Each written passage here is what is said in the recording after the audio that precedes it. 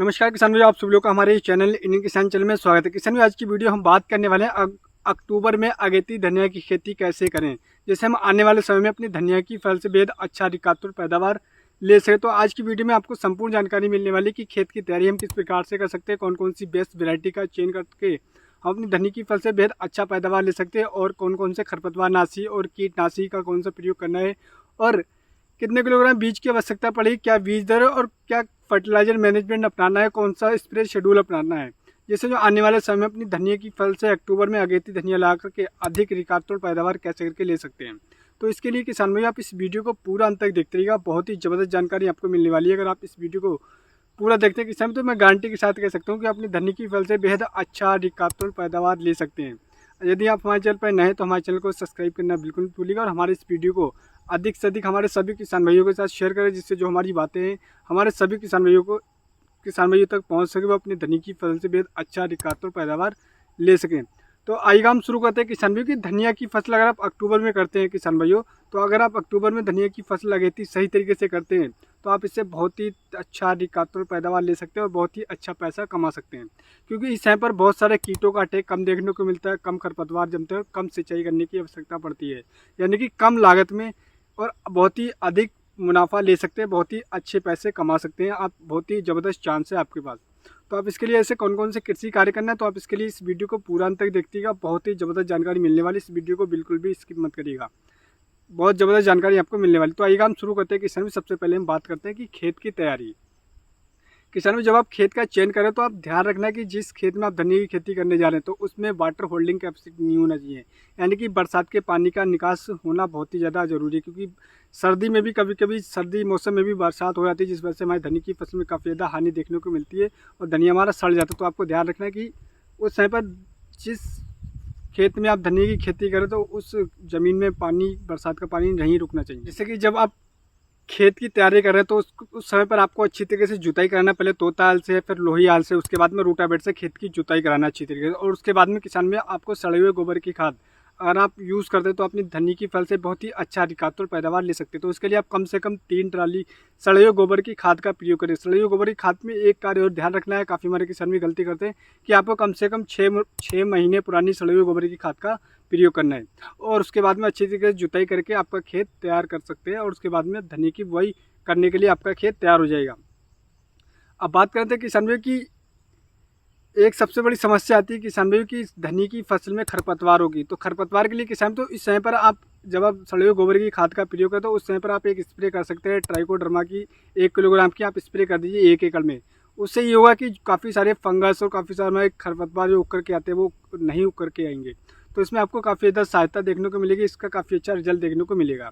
अब बात कर लेते हैं किसान भाई की बेस्ट वेराइटी। काफ़ी मार्केट में वेराइटीज़ अवेलेबल हैं, लेकिन किसान भाई जो मैं आपको वेराइटी बताने वाला हूँ ये वेराइटी बहुत ही ज़बरदस्त है और बहुत ही अच्छा रिजल्ट इनका देखने को मिला है, और काफ़ी हमारे किसान भाई हमारे एरिया में इन वेराइटियों का चयन करें। तो सबसे पहले मैं बताना चाहूँ किसी RK सीड्स की आती है, रॉयल ब्लिस नाम से आप इस वेराइटी का चयन कर सकते हैं। दूसरा आती है साइन ब्रांड की आती है रुचि इम्पोर्टेड नाम से, आप इसका प्रयोग कर सकते हैं। दूसरा आती है नामधारी की सुरभि, आप इसका प्रयोग कर सकते हैं। दूसरा आता है गोल्डन सीड्स का आता है सुपर ग्रीन, आप इस वेराइटी का चयन कर सकते हैं। दूसरा एक आता है किसान ने बॉम्बे सुपर का हाइब्रिड वेराइटी।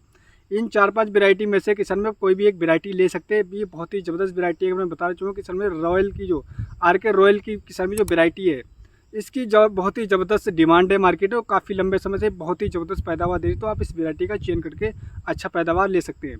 अब बात कर लेते हैं किसान की 1 एकड़ में हमें बीज मात्रा कितनी आवश्यकता पड़ी। तो मैं बताना चाहूँगा आपको कि 1 एकड़ में कम से कम 6 से 7 किलोग्राम बीज की आवश्यकता पड़ेगी।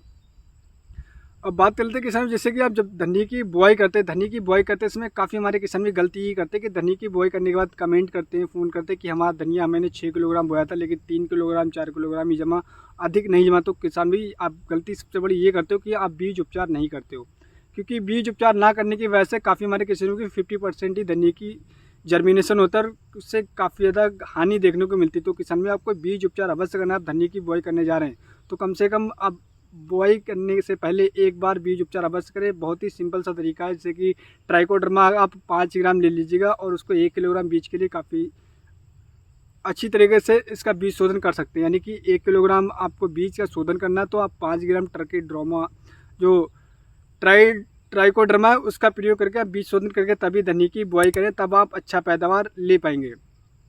अब बात करते हैं किसान भाई की जो हम खाद किस प्रकार से कौन सी खाद का प्रयोग करना है बुआई करते समय। तो किसान भाइयों आप इस टॉपिक को बहुत ही ध्यानपूर्वक सुनते रहिएगा, बहुत ही ज़बरदस्त जानकारी आपको मिलने वाली है। आप लिख लीजिए, जैसे कि जब आप खाद की बुआई करने जा रहे हैं, पहली बुआई करते समय तो आपको लेना है DAP 30 किलोग्राम लेना है, और उसके साथ में सिंगल सुपर फास्फेट जो SSP नाम से आती है 50 किलोग्राम लेना है, और उसके साथ में आपको MOP पोटास लेना है।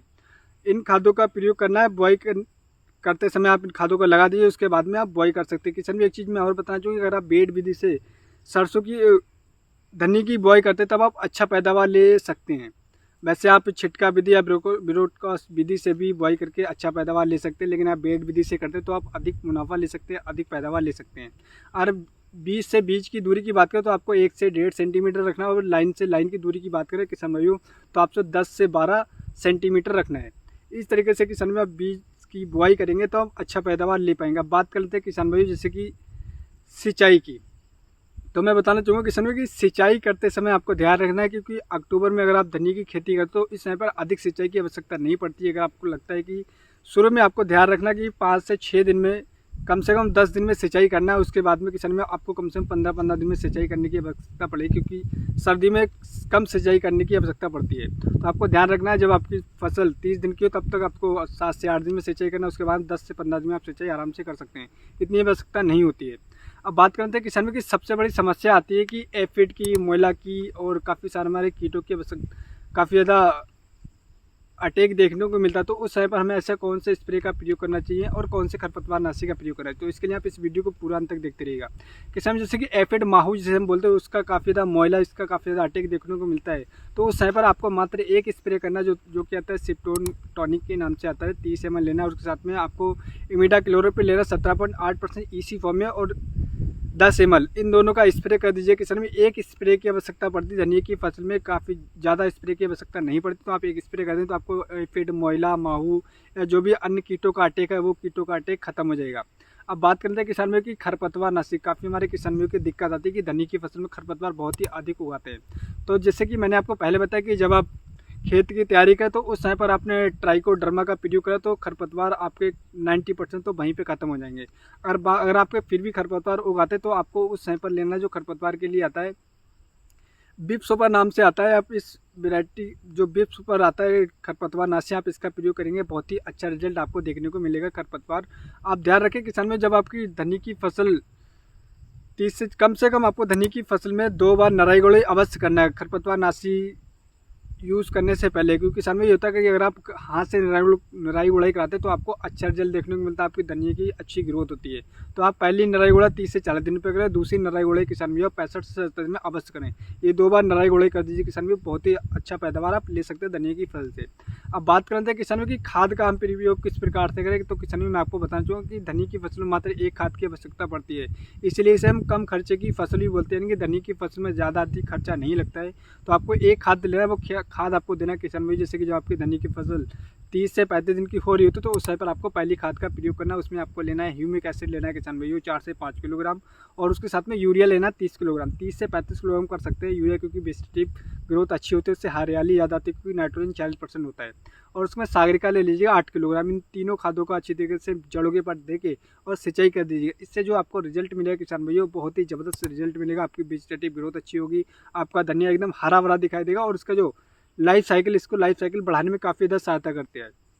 तो किसान में इस तरीके से अगर आप धनिया की खेती करते हैं तो अपनी धनिया की फल से बेहद अच्छा रिकातोर पैदावार ले सकते हैं। आपकी जो धनिया की जो वेरायटी है करीबन 100 से लेकर 110 दिन में पक करके तैयार हो जाती है। अब वैसे अगर आपके ऊपर कटाई के ऊपर निर्भर कि आप जिस तरीके से कटाई करेंगे, जैसे कि 65 दिन के बाद भी आप धनिया की कटाई करने के तैयार हो जाती है वेराइटीज़, तो आप 65 दिन के बाद भी कटाई करके अच्छा पैदावार ले सकते हैं।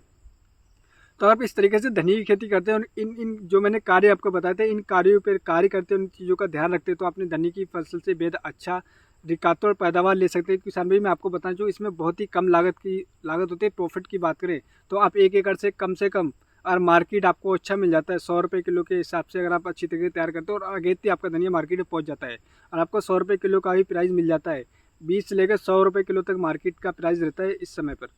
तो आप अच्छा प्राइस मिल रहा है तो आप 1 एकड़ से कम 2.5 से 3 लाख रुपए आराम से कमा सकते हो, इससे प्रॉफिट ले सकते हो, क्योंकि इसमें खर्चा कोई अधिक नहीं है। बस एक खाद का प्रयोग करना है आपको और 2 स्प्रे का प्रयोग करना है, बाकी निराई गुड़ाई का कार्य है इसमें। और आप निराई गुड़ाई सही तरीके से कर लेते हो और जो मैंने स्प्रे बताता है ये स्प्रे शेड्यूल को अपनाते हो तो अपनी धनी की फल से 1 एकड़ से कम 3 लाख रुपए आसानी से कमा सकते हो।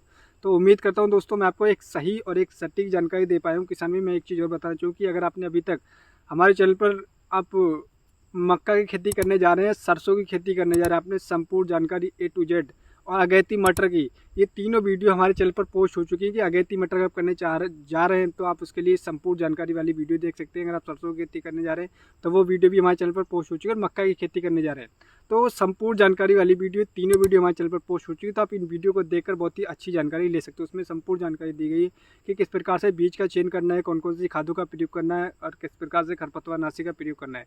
तो इन वीडियो को देख के आप बहुत ही ज़बरदस्त जानकारी ले सकते हो। तो अगली वीडियो मिलते हैं दोस्तों नई वीडियो में नई जानकारी के साथ। किसान भी अगर आपको हमारी वीडियो पसंद तो हमारे चैनल को सब्सक्राइब करना बिल्कुल मत भूलिएगा और हमारी वीडियो को अधिक से अधिक हमारे किसान भाइयों के साथ शेयर करें। तो अगली वीडियो मिलता है दोस्तों नई वीडियो में नई जानकारी के साथ। धन्यवाद किसान भाइयों।